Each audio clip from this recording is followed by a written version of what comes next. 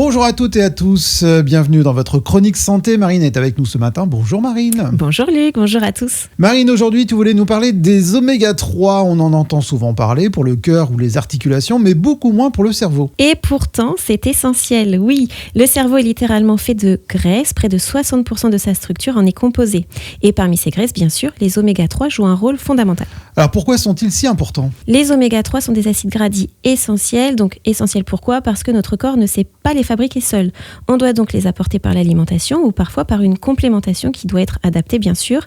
Au niveau du cerveau, ces oméga, ils participent à la fluidité des membranes des neurones. Donc concrètement, ça permet une meilleure communication entre les cellules cérébrales. Et ça se ressent au quotidien ? Ah oui, clairement. Les oméga 3 soutiennent la concentration, la mémoire et la clarté mentale.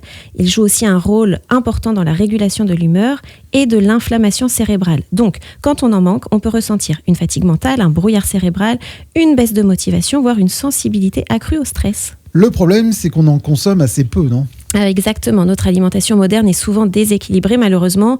On consomme beaucoup trop d'oméga 6 de manière générale, c'est-à-dire tout ce qui est produit ultra transformé, et pas assez d'oméga 3, alors que pour le cerveau, l'équilibre entre les deux est vraiment fondamental. Où est-ce qu'on les trouve naturellement ? Dans les poissons gras comme les sardines, le maquereau, le hareng, le saumon.